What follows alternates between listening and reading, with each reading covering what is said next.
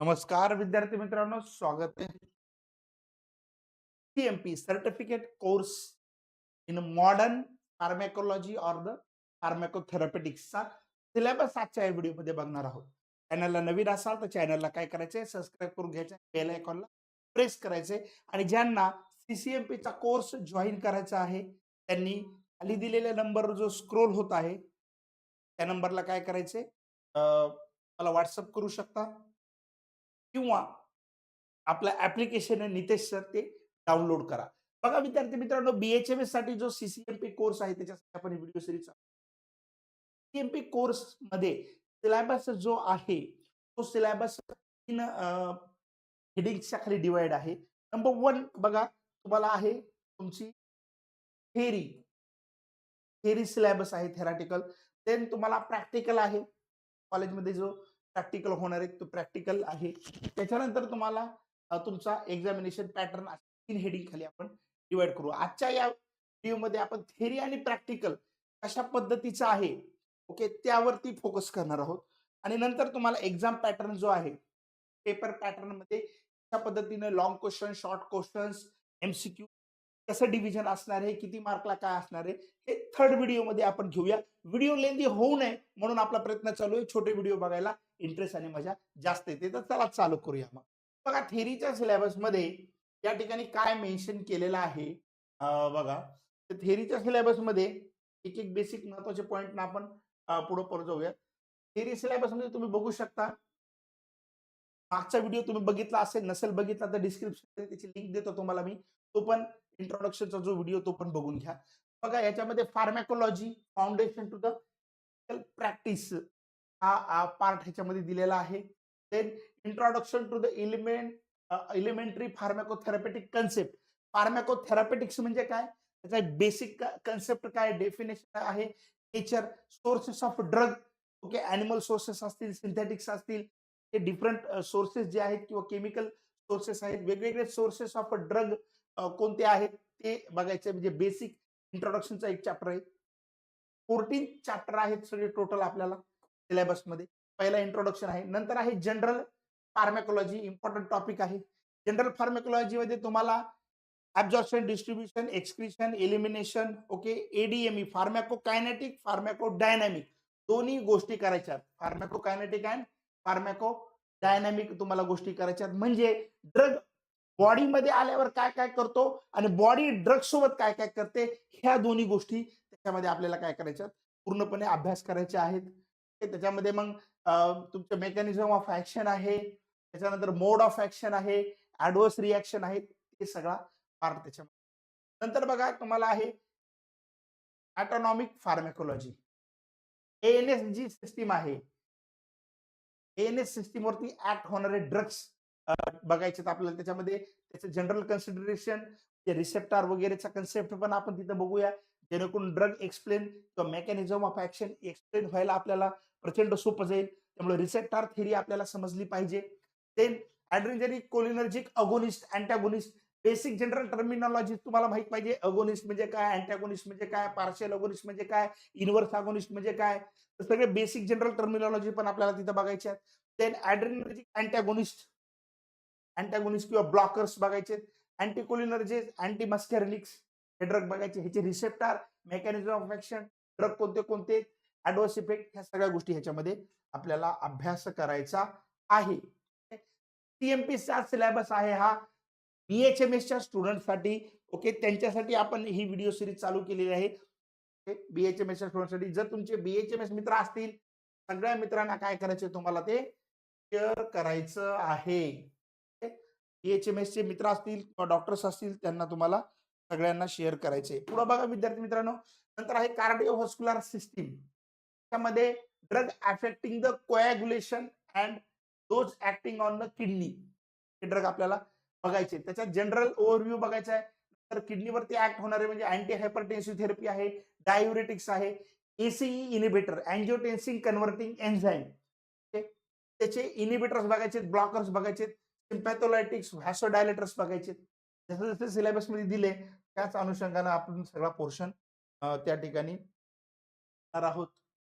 बघा management of hypotension, hypertension दिलं आहे. त्याचं मॅनेजमेंट कशा पद्धतीने करायचंय. 2 मॅनेजमेंट्स असतात. एक pharmacological management and non pharmacological management दोन्ही बघायचे. दोन्ही मॅनेजमेंट कसे करायचे आपल्याला. ते कॅल्शियम ब्लॉकर्स कोणते आहेत? ते कॅल्शियम ब्लॉकर करायचे. तर फार्माकोथेरपी ऑफ आयएचडी जे डिसीज आहेत, इस्केमिक हार्ट डिसीज म्हणतो आपण त्याला. फार्माकोथेरपी. नंतर अँटी अँजायनल ड्रग्स आहेत, थ्रोम्बोलायटिक्स आहेत. कोॲग्युलेशन मध्ये antiplatelet drug, management of CCF, congestive, कार्डिओव्हास्क्युलरचे रिलेटेड जे काय मॅनेजमेंट आहे ड्रग्सचं, ते आपल्याला काय करायचे, त्या ठिकाणी सीसीएफ ड्रग जे म्हणतो आपण, ते आपल्याला काय करायचे बघायचं आहे. त्याच्यानंतर पुढं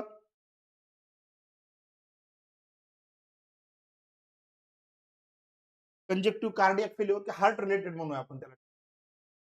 म्हणजे कंजेक्टिव्ह कार्डियाक फेल्युअर किंवा हार्ट फेल्युअरचे. नंतर lipid related hypolipidemic drug, lipid level जास्त झाली असेल तर कमी करण्यासाठी हायपोलिपिडेमिक ड्रग त्याचे बघायचे. तर हिमॅटेनिक्स आणि हिमोपोएटिक फॅक्टर्स आहे. ते फार्मसीला पण हे असतं. बीएचएमएसच्या सीसीएमपी कोर्सला हा डिटेल सिलेबस आहे. हिमॅटेनिक्स बघायचे, त्याच्यामध्ये आयर्न डिफिशियन्सी अॅनिमिया, मेगॅलोब्लास्टिक अॅनिमिया, नंतर nutrition supplement, calcium, protein, iron, vitamin, minerals, management बघायचं आहे अॅनिमियाचं. डिफरंट टाइप्स ऑफ अॅनिमिया बघायचं आणि अॅनिमियाचं मॅनेजमेंट आपल्याला काय करायचंय बघायचंय. त्या ठिकाणी जे काही आपण फॉर्म्युलेशन घेतो, ओरल डिफरंट फॉर्म्युलेशन घेतो अॅनिमियाचे, ते पण त्याच्यामध्ये आपल्याला डिफरंट ओरल फॉर्म्युलेशन्स पण बघावे लागणार आहेत. त्याच्यानंतर बघा विद्यार्थी मित्रांनो, पुढं काय काय बघायचं आपल्याला.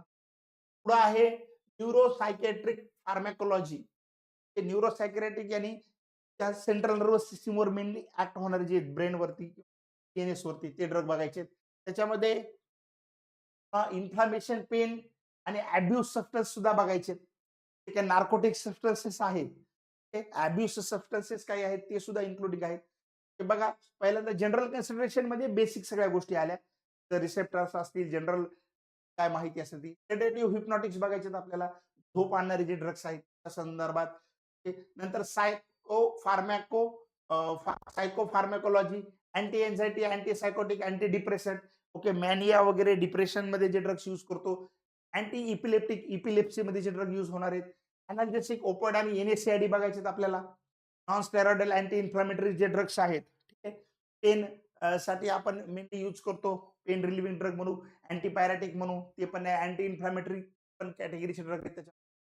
नंतर पेन इन्क्लुडिंग मायग्रेनसाठी त्यातल्या क्लासिफिकेशन ऑफ पेन पण बघायचंय. पेनचं एक्झॅक्टली क्लासिफिकेशन काय ते पण आपल्याला त्या ठिकाणी बघायचंय. रुमॅटॉइड आर्थरायटिस आणि गाऊट काय, ठीक आहे. जॉईंट पेन मध्ये जे होतो रुमॅटॉइड आर्थरायटिस आणि गाऊट, 2 डिसीज आहेत. त्याचं मॅनेजमेंट, ट्रीटमेंट, सगळ्या काही गोष्टी त्या ठिकाणी आपल्याला बघाव्या लागणार आहेत. अब्यूज सबस्टन्स, जे मिसयूज केला जातो ज्या सबस्टन्स ते म्हणजे ओपिओइड, अल्कोहोल आणि टोबॅको. त्याचं अब्यूज झालं, एक्सेस सबस्टन्स जेव्हा तो कन्झ्युम केला जातो त्यावेळेस काय होतं, त्याचं मॅनेजमेंट, ट्रीटमेंट, अँटीडोट्स वगैरे सगळ्या गोष्टी आपल्याला काय करायच्या बघायच्या. नंतर मिसलेनियस टॉपिक मध्ये बघा काय काय येतात. अँटी ॲलर्जी, त्यामध्ये अँटी हिस्टॅमिनिक बघायचे आपल्याला. हिस्टॅमिनमुळे ॲलर्जी होत असते. हिस्टॅमिन म्हणजे काय, हिस्टॅमिनचे रिसेप्टर्स काय काय, त्याची फार्मॅकोलॉजी कशी आहे, ते सगळ्या गोष्टी, त्याचे लोकेशन रिसेप्टरचं कुठे ते बघायचे. ब्रॉन्चियल अस्थमामध्ये जे ड्रग यूज करतो आपण, ते सगळे ड्रग्स आपल्या सीसीएमपीच्या कोर्समध्ये आहेत. नंतर फार्मॅकोथेरपी ऑफ कफ, नेबुलायझेशन, व्हॅक्सिन, सेरा, हे सगळं आपल्याला बघायचं आहे. हा सगळा सिलेबस, महत्वाचा सिलेबस सीसीएमपीच्या कोर्समध्ये आपल्या आहे. नंतर किमोथेरपी आहे, महत्वाचा पार्ट आहे किमोथेरपीचा, जो आपल्या सिलेबसमध्ये दिलेला आहे. ठीक आहे. 2018चा अपडेटेड सिलेबस कॉपी आहे ही. त्याच्यामध्ये बघा जनरल कन्सिडरेशन, ते बेसिक म्हणजे किमोथेरपी म्हणजे काय, बाकी बेसिक गोष्टी. अँटीमायक्रोबियल एजंट आहेत, सल्फोनामाइड, पाट्रिमॅक्झोल, कॉम्बिनेशन, त्याचं मेकॅनिझम ऑफ ऍक्शन, पाबा काय आहे ते सगळं डिटेलमध्ये बघायचे. त्याचं मेकॅनिझम, क्युनोलिन डेरिव्हेटिव्ह, पेनिसिलिन बघायचं आपल्याला. ठीक आहे. पेनिसिलिनचं बेसिक न्यूक्लियस कसं आहे, मेकॅनिझम ऑफ ऍक्शन काय आहे, त्या महत्वाच्या गोष्टी. Amino glycoside, macrolide glycoside, tetracycline आणि क्लोरामफेनिकॉल, हे सुद्धा बघावं लागणार आहे. UTI युरिनरी ट्रॅक इन्फेक्शनचे जे फार्मॅकोथेरपी आहे त्याच्याशी रिलेटेड जे ड्रग्स आहेत ते बघायचे. नंतर अँटीमायक्रोबियल यूज बघा, अँटीमायक्रोबियल रॅशनल यूज बघायचा आपल्याला किंवा मायक्रोबियल रेझिस्टन्स आपल्याला डिटेल माहिती घ्यावं लागणार आहे. कारण की खूप वेळेस काय होतं, अँटीबायोटिक रेझिस्टन्स निर्माण होतो, तर ते आपल्याला डिटेलमध्ये बघायचंय. अँटीमायक्रोबियल थेरपी, अँटी नोच एजंट, अँटी लेप्रोटिक एजंट, हे टीबीचं पूर्ण डिटेल बघावं लागणार आहे. की त्याचे पॉझिटिव्ह ऑर्गॅनिझम, मेकॅनिझम, सिम्पटम वगैरे सगळ्या काही टीबीच्या गोष्टी, ट्रीटमेंट, क्लासिफिकेशन, त्याचे drugs, first line drug, second line drug जे टीबीला यूज करतो आपण, हे सगळं डिटेल आपल्याला या सीसीएमपीच्या कोर्समध्ये आपल्याला बघायचं आहे. ठीक आहे. तर पुढे बघा मित्रांनो, बघा पुढे आपल्या सिलेबसमध्ये काय आहे, अँटी लेप्रसी आहे. ठीक आहे. मलेरियामध्ये आपण जे ड्रग सॉरी अँटी प्रोटोझोल प्रोटोझोन होणारा काय मलेरियाचे ते बघायचे. अँटी अमिबिक, अँटी मलेरियल, काला आजार हे प्रोटोझोल एजंट मध्ये येतात. तर मलेरियाची फार्मॅकोथेरपी आपल्याला बघायची पूर्ण डिटेल. अँटी हेल्मेंटिक बघायचे. आगे इंटेस्टायनल अॅमिबोसिस, सिस्टोड वगैरे ते सगळं त्याच्यामध्ये आलं. Sexually transmitted diseases, syphilis, gonorrhoea, AIDS, ह्याचं सगळे फार्मॅकोथेरपी आपल्याला बघायची आहे. एक एक पॉइंट आपण डिटेल आपल्या कोर्समध्ये घेणार आहोत. तुम्ही दिलेल्या नंबरवरती व्हॉट्सअप करू शकता त्या कोर्सची तुम्हाला माहिती पाहिजे असेल तर. एंडोकार्डिओलॉजी बघा, glucocorticoid, oral contraceptive, thyroid, antithyroid, okay, pharmacotherapy of diabetes mellitus, hormonal related ज्या गोष्टी आहेत त्या सगळ्या ह्याच्यामध्ये आपल्याला बघायच्या आहेत. आणि ड्रग प्रोस्पेक्टिव्ह आपण सगळ्या बघणार आहोत. गॅस्ट्रो इंटेस्टायनल डिसऑर्डर बघा, ओमिटिंग, नॉशिया, पेप्टिक अल्सर, त्यानंतर फार्मॅकोथेरपी बघायची, पेप्टिक अल्सर मध्ये मॅनेजमेंट बघायचे, डिस्पेप्सियाचं जे पित्त वगैरे होतं आपण त्याला म्हणतो, मॅनेजमेंट ऑफ डायरिया, कॉन्स्टिपेशन बघायचं आपल्याला. प्रोपरेटिव्ह मॅनेजमेंट 11 नंबरचा आहे. हे सगळं फार्मॅकोलॉजीचं होतं 10 नंबर पर्यंत. 11 नंबरचा जो पार्ट आहे, स्टडी प्री अनेस्थेटिक मेडिकेशन करायचं आपल्याला ह्याच्यामध्ये, preparation of surgical site, okay, antiseptic, local anaesthetic, हा पण फार्मॅकोलॉजीचाच पॉईंट आहे. Drug use in post operative period, analgesia, antiemetics म्हणजे ऑपरेशनच्या नंतरच्या असेल किंवा ऑपरेशनच्या आधीची मॅनेजमेंट असेल, अनेस्थेटिक्स ते सगळे बघायचे. मिसलेनियस मध्ये ड्रग ड्रग इंटरॅक्शन महत्वाचा पॉईंट आहे हा.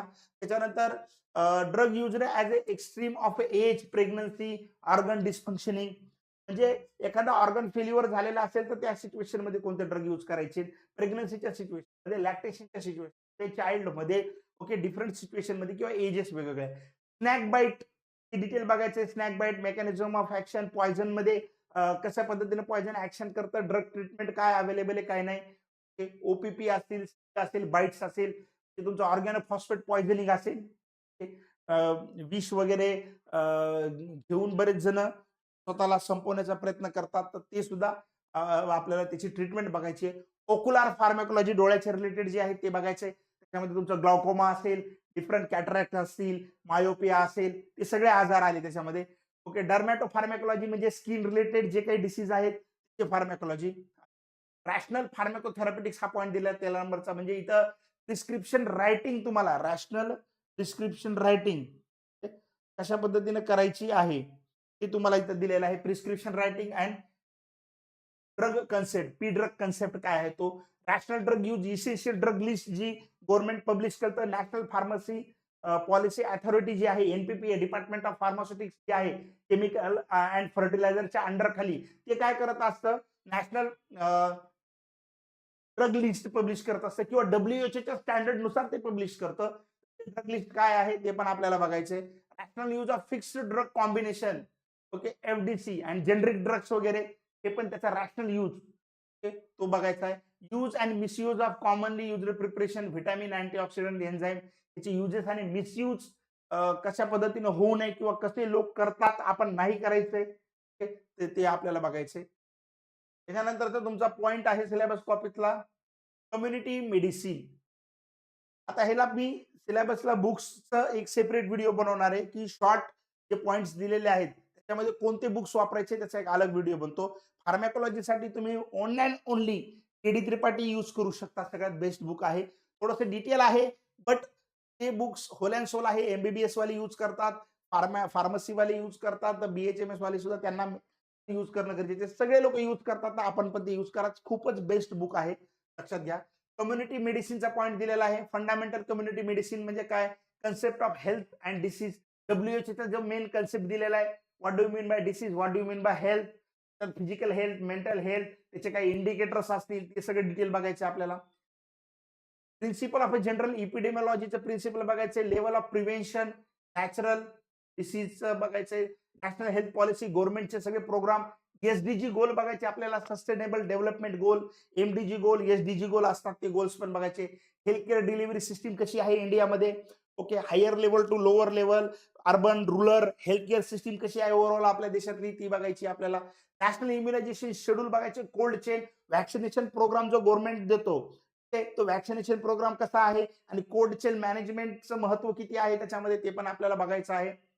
इपिडेमिओलॉजी बघायची. कम्युनिकेबल डिसीजची epidemiology of communicable diseases and its national programme.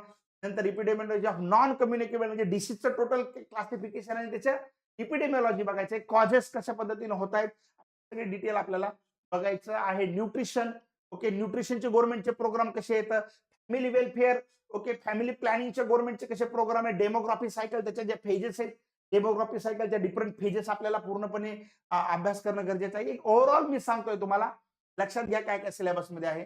नंतर ऑक्युपेशनल हेल्थ म्हणजे काय, health, public health law, maternal आणि चाइल्ड हेल्थ कशा पद्धतीने मेंटेन करायचं आहे. ओके, आणि त्याच्याशी रिलेटेड गव्हर्नमेंटचे programme, RMW biomedical waste management आपल्याला बघायचंय. हे सगळे आहेत. नंतर तुमचं प्रॅक्टिकल आहे 20 वीक्सचं.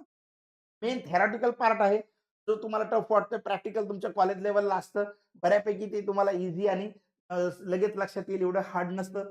सगळ्यांना थेरॉटिकल पार्ट हार्ड वाटतोय, पण आपण आपल्या कोर्समध्ये प्रॅक्टिकल आणि थेरी दोन्ही पद्धतीने बघूया. आपण मेजर फार्मॅकोलॉजी असतो म्हणून मॅक्स फार्मॅकोलॉजी बघणार. बाकीचं आपण आउटलाईन तुम्हाला देणार आहोत. मेडिसिन आहेत 4 week. Surgery, obstruction, gynaecology, paediatrics, community medicine 4 weeks. Allied दिलेलं आहे. त्याच्यामध्ये skin, TB, DOTS centre, ART centre, सायकेट्रीसाठी बाकीचं प्रॅक्टिकल त्या ठिकाणी दिले. व्हिजिट वगैरे पण तुम्हाला करायचं आहे. बाकी कम्प्युटर मेडिसिन, मेडिकल कंडिशन दिलेलं आहे. म्हणजे कोर्सच्या शेवटी तुम्हाला काय कळायला पाहिजे हे दिले. म्हणजे तुम्हाला लेप्रसी माहित पाहिजे, अस्थमा माहित पाहिजे, ओके, त्याच्याशी रिलेटेड मेडिसिन आणि मॅनेजमेंट, मिनिंजायटिस, ब्रॉन्कायटिस हे तुम्हाला माहित पाहिजे. त्यांनी लिस्ट दिलेली आहे. ठीक आहे. तर आपण अभ्यास करताना ह्या मेजर गोष्टी म्हणजे आता त्यांनी जे काही आपण सिस्टीमचा अभ्यास केलेला आहे त्याच्यातून मिनिमम ह्या गोष्टी तरी तुम्हाला माहित व्हावा, कोर्सच्या एंडमध्ये असा उद्देश दिलेला आहे. तर आपण अभ्यास करतानाच ह्याला इन्क्लूड करणार आहोत. हे सगळं obesity, arthritis, epilepsy, anaemia, then syphilis, cancer, lumps, hoarseness, oral ulcer सगळे, ठीक आहे, ते आपण अभ्यासातच काय करणार आहोत, इन्क्लूड करणार आहोत. ही स्किल तुम्हाला डेव्हलप झाली पाहिजे. आय एक्झामिनेशन करता आलं पाहिजे. कानाचं ENT, इयर, नोज, थ्रोटचं एक्झामिनेशन करता आलं पाहिजे. हे प्रॅक्टिकल मधून तुम्हाला ह्या गोष्टी खास करून शिकायच्या आहेत. ओके, पल्स ऑक्झोमीटर वापरतात. भरपूर डॉक्टरला येतो, हुशार असतात तुम्ही BHMS डॉक्टर लोक. ऑक्सिजन थेरपी वगैरे त्याचं बेसिक आलं पाहिजे तुम्हाला. इंट्राव्हेनस कॅन्युला वगैरे इन्सर्ट करता आला पाहिजे. ओके, हे बेसिक गोष्टी ज्या आहेत, रेफर नोट करता आले पाहिजे. हे तुम्ही ऍक्च्युअली प्रॅक्टिसमध्ये करतच आहात बऱ्याच गोष्टी.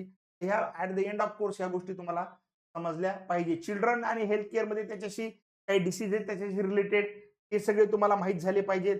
त्याची तुम्हाला मेडिसिन रिलेटेड गोष्टी सगळ्या कळाल्या पाहिजेत. ठीक आहे. ते कोर्सच्या एंडला तुम्हाला हे नॉलेज असलं पाहिजे. म्हणजे तेच आपल्याला करायचंय, त्याचं तुम्हाला नॉलेज असलं पाहिजे असा उद्देश दिलेला आहे. म्हणजे हे फोकस करायचंय आपल्याला. हे पॉइंट शिकत असताना काय करायचे, तर हे पॉइंट आपल्याला शिकत असताना फोकस करायचे आहेत. At the end of course student will be able to, म्हणजे शेवटी कोर्सच्या तुम्हाला ह्या गोष्टीचं ज्ञान असलं पाहिजे. नाही तर सगळं शिकलंय, हातात काहीच नाही असं होऊ नये. तर शेवटी कोर्स तुम्ही 1 वर्षाचा केल्याच्या नंतर काय नॉलेज असलं पाहिजे ते पण पॉईंट्स त्यांनी दिलेले आहेत. शिकताना आपण हे पॉईंट्स इन्क्लूड करणार आहोत आपल्या ह्याच्यामध्ये. ठीक आहे. या सगळ्या गोष्टी आपण सिलेबसमध्ये इन्क्लूड करणं गरजेचं आहे. हा सगळा पोर्शन त्या ठिकाणी दिलेला. गायनेकोलॉजी मध्ये तुम्हाला काय इन्क्लूड राहायला पाहिजे. तर हा सगळा तुमचा जो सिलेबस आहे, ठीक आहे, मी हे PDF तुम्हाला आपल्या ग्रुपमध्ये पण टाकून देईल. मी व्हॉट्सअपला मला पर्सनली जरी केलं तरी मी तुम्हाला देईल. आता हे परत अजून डिटेल दिलं आहे. फार्माकोलॉजीचा सिलेबस पॉइंट वाईज दिलेला आहे. आता केस स्टडी पण दिलेले आहेत तुम्हाला काय काय केस स्टडी कशा करायचे आहेत. एक्झाम पॅटर्न आहे. सिलेबस बुक्स आणि एक्झाम पॅटर्न आपण पुढच्या व्हिडिओमध्ये बघूया. त्याच्यामध्ये कोणती बुक्स यूज करायचे आहेत तुम्हाला ह्या सगळ्या स्टडीसाठी आणि पॅटर्न पेपरचा कसा असणार आहे तुमचा ते आपण पुढच्या व्हिडिओमध्ये सविस्तर बघूया.